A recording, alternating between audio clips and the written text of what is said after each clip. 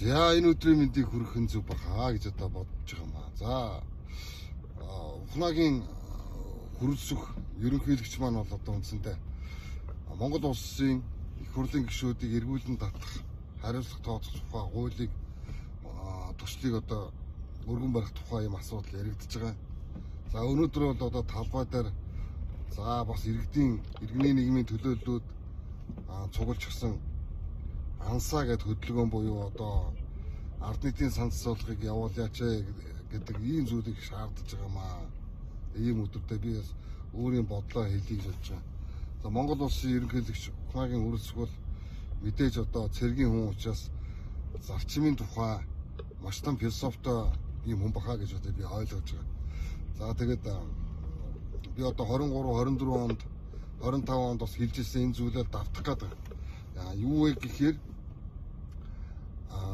нийт иргэдийн саналаар улсын хурлын гишүүн болдгийн бол зарчмын хувьд нийт иргэдийн саналаар эргүүлэн татах эрх нь ард түмэнд байх ёстой гэдэг энэ зарчмыг бас хэлмээр санагдаж байна. Сануулмаар санагдаж байна. Тийм одоо хуулийн төсөл өргөн барих тухай ийм зүйл яригдж байгаа учраас энэ талаар бас бодол санаа бас хуваалцъя гэж байгаа маа. Тэгээд юу гэхээр магадгүй зүгээр энэ улсын хурлын гишүүдийг эргүүлэн татах тухай хуулийн төслийг их хурлд өргөн барихаасаа өмнө Монгол улсын ерөнхийлөгч одоо хөрөлсөх маань нийт ард иргэдээ ийм төсөл одоо өргөн барьж байгаа шүү гэдэг зүйлийг ингээд танилцуулан ийм мэдээлэл хүргэсэн бол бас илүү одоо зохимжтой, илүү одоо итгэл үлээх боломжтой байлаа гэж би одоо иргэн хүний байдлаар дүгнэж байгаа. Маш одоо ойлгомжгүй ямар байдлаар эргүүлэн татах гэж байгаа бүү мэд ийм зүйл хальтмагт яригдж байгаа учраас энэ нь бас 100% итгэл авах боломжгүй. Гэхдээ энэ зүйлийг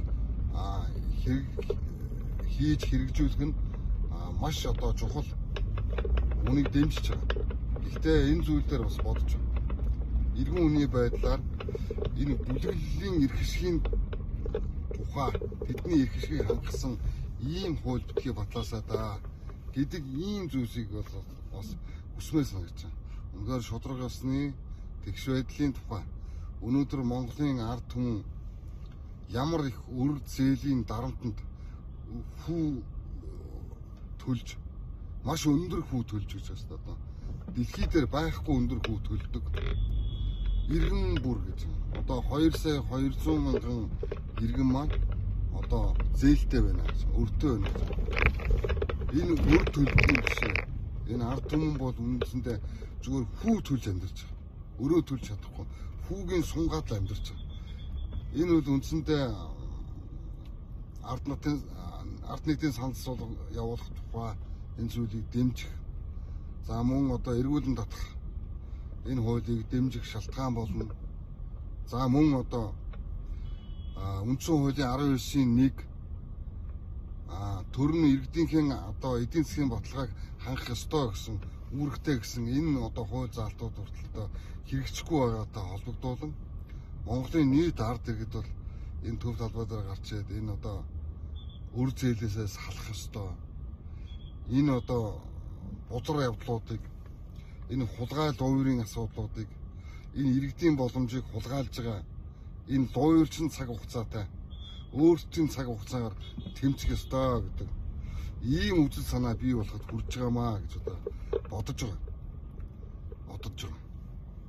Тэгээ энэ бүх одоо дэлхийд байхгүй өндөр хүү төлж байгаа энэ цаг хугацаа бол өөрийн эрхгүйгээр ийм мэдрэмжид автуулахаас одоо сонголтгүй болгож байна л гэж одоо би харж байгаа.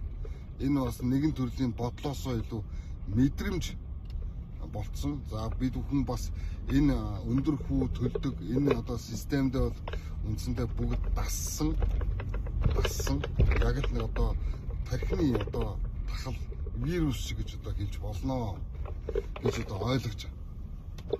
За тэгээд дэлхийд дахинд 3 дугаар дан баг эхэлчих шиг боллоо гэж одоо харж байна. Тэ маш аим